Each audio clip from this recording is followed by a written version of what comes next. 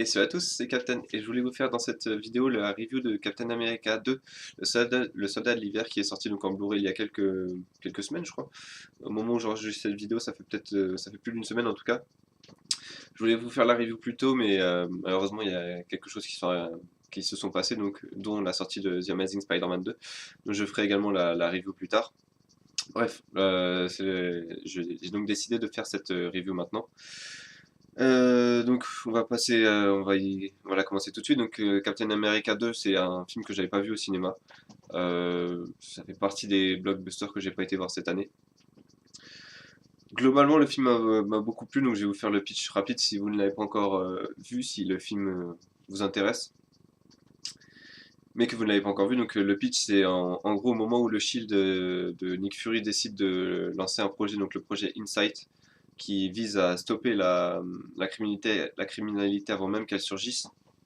Donc en balançant trois héliporteurs dans les airs pour cibler les malfaiteurs et donc des héliporteurs ultra équipés technologiquement qui peuvent arrêter des crimes juste au moment où ils sont commis.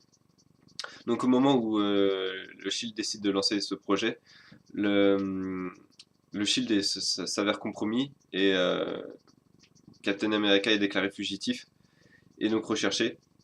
Et donc l'histoire de ce film, c'est qui a compromis le Shield et comment Captain America va-t-il s'en sortir face à cette menace.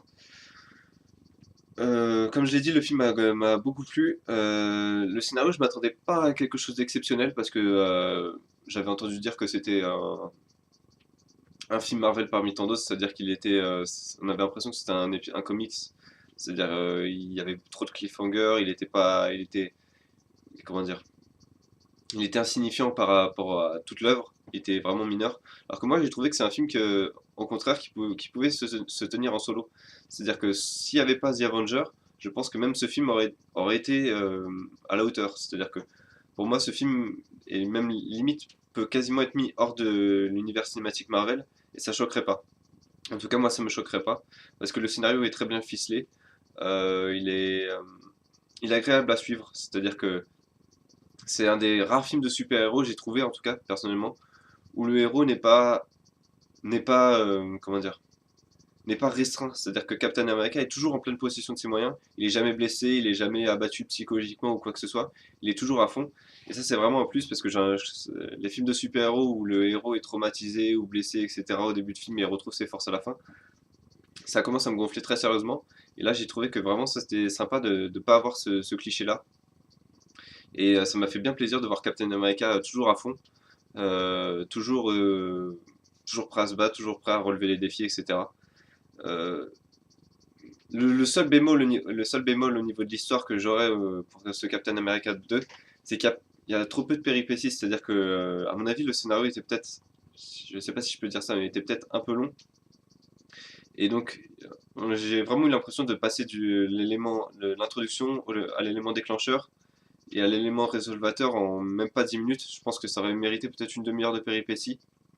Mais c'est également un plus, c'est-à-dire que on voit pas le film passer. Le film dure, je l'ai pas regardé, mais il dure peut-être 2 heures, au moins, au minimum 2 heures, peut-être même 2h10. Et franchement, on les voit pas passer. Et c'est vraiment un plaisir de voir ce film.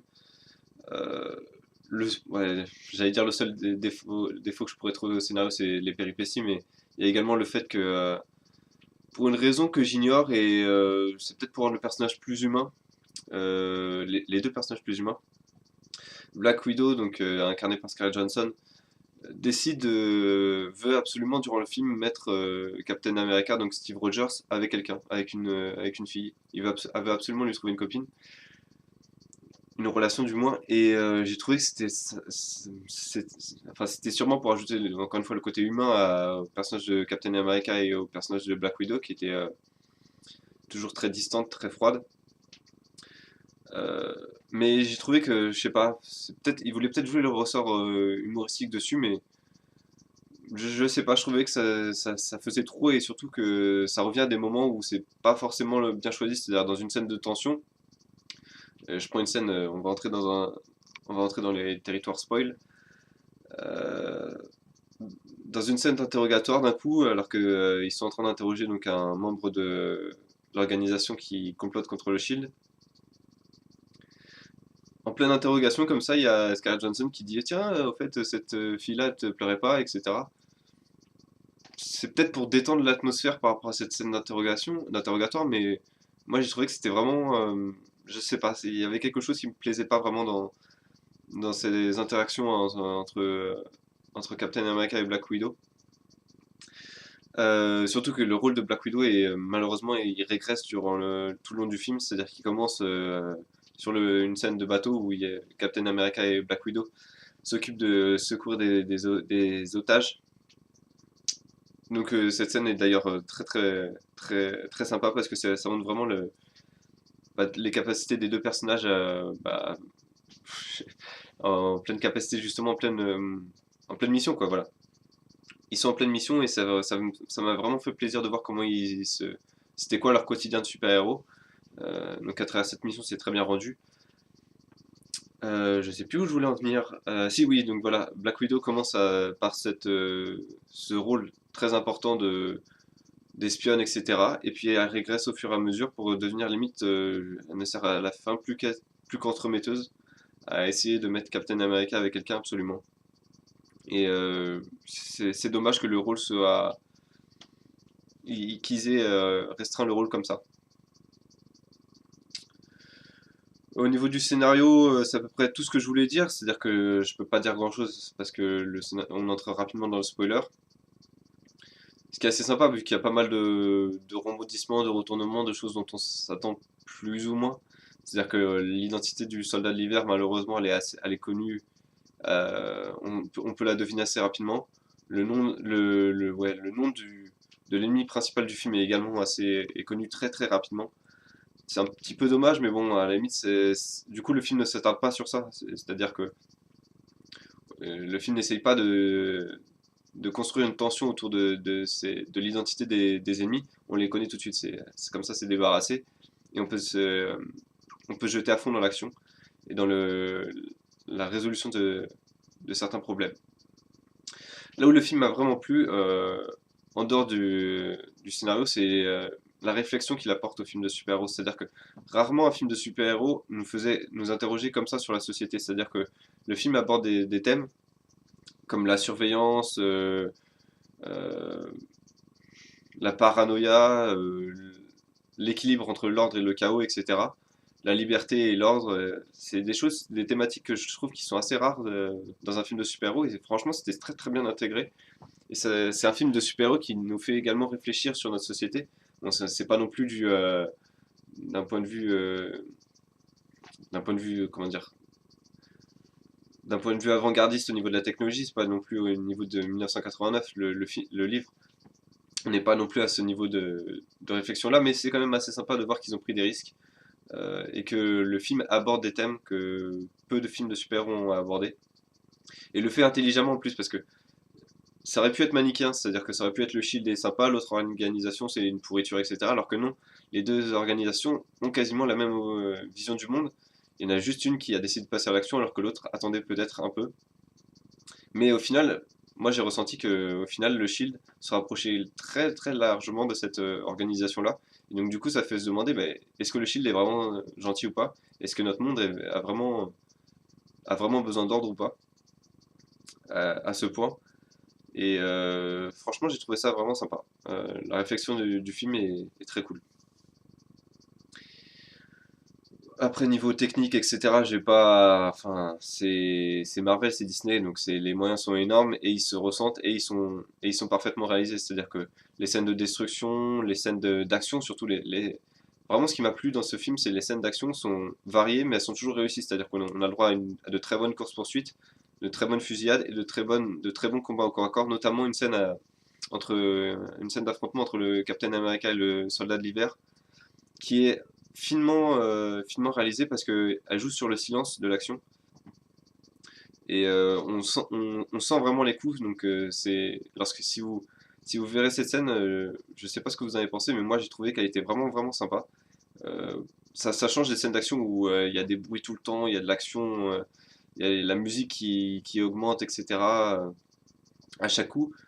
Ces scènes-là sont spectaculaires et ont un plus, mais avoir une scène comme ça, filmée et limite silencieuse, où il y a que les coups qui ressortent, justement, ça fait ressortir le côté humain et le côté tendu de l'affrontement, c'est-à-dire qu'on ne sait pas comment ça va se dérouler, et on est plongé vraiment dans la chose, on est comme si on était vraiment spectateur de l'action.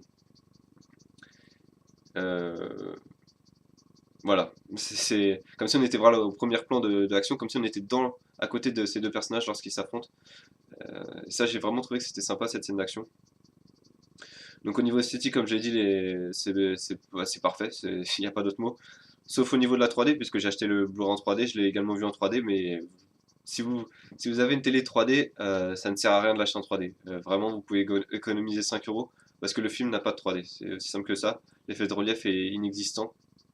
Du moins, chez moi, je pense que c'est pareil partout. Parce que j'ai vu des films sur ma télé 3D qui étaient bien mieux réalisés, avec un effet de profondeur qui existait vraiment. Là, vraiment, il y a rien. Il y a pas du tout de 3D. Je peux vous dire, à certains moments, j'enlevais même mes lunettes, il y avait juste un petit décalage entre quelques lignes. C'est tout ce que ça faisait. Donc au niveau de la 3D, vous pouvez oublier. Si vous avez une télé 3D, encore une fois, ça ne mérite pas 5 euros de plus.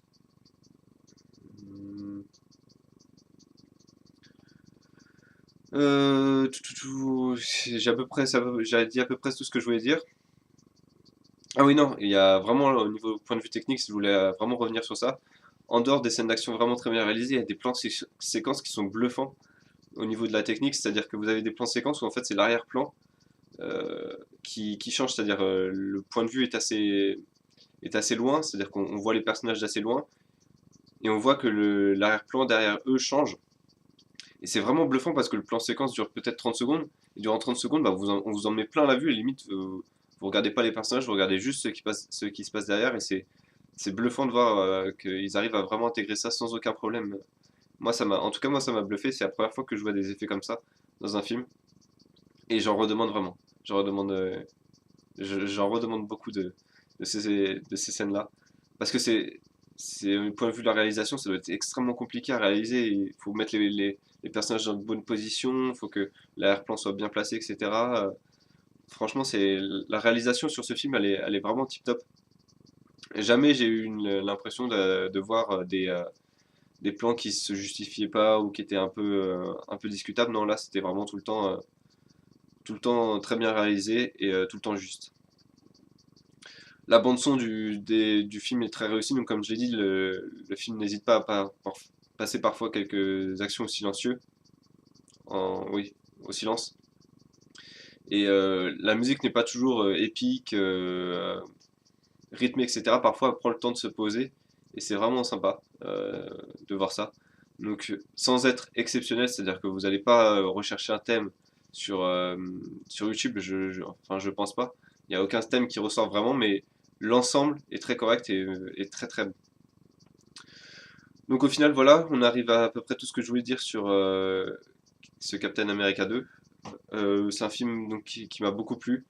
Je vous encourage vraiment, si vous l'avez pas vu, à voir ce film, parce que même si vous n'êtes pas fan de Marvel, je pense que vous pouvez voir ce film et comprendre les enjeux. Il y a pas de référence à The Avengers, donc par exemple si vous n'avez pas vu The Avengers, bah c'est pas grave. Quand je dis il n'y a pas de référence, il n'y a pas de grosses références, il y a des petits clins d'œil, mais c'est tout, c'est des petits clins d'œil humoristiques euh, qui sont qui ont le mérite d'exister, mais bon, qui vont pas vous déranger si vous n'avez pas vu, si vous avez pas vu les précédents Marvel. Celui-là, au niveau des films solo Marvel, c'est-à-dire entre Iron Man, Captain America, Thor, je le place. Je pense que je le placerai au même niveau qu'Iron Man 3 qui m'a beaucoup plu. Peut-être même au-dessus de Iron Man 3. Donc au niveau des films solo, c'est vraiment le meilleur à mon avis que Marvel a proposé jusque-là. Et c'est une très très bonne surprise parce que j'avais vu pas mal de personnes qui critiquaient ce film. D'ailleurs, un de mes amis m'avait parlé de ce film et était plutôt déçu. Moi, je ressors très satisfait et franchement, c'est un achat que je ne regrette pas. Bon, hormis la 3D, mais bon, ça c'est pas très grave. Donc, si je devais lui donner une note, je mettrais un très très bon 17 sur 20. Euh, les seuls défauts de ce film étant peut-être le manque de péripéties encore et les relations forcées de Captain America avec Black Widow. Sinon le film fait quasiment sans faute. Voilà, j'espère que cette review vous aura plu. Le prochain film qui sera l'objet des Blu-ray review, ce sera The Amazing Spider-Man 2, donc également en Blu-ray. Donc j'espère que vous avez aimé cette vidéo, j'espère que vous regarderez le prochain Blu-ray review. Et puis je vous dis à bientôt.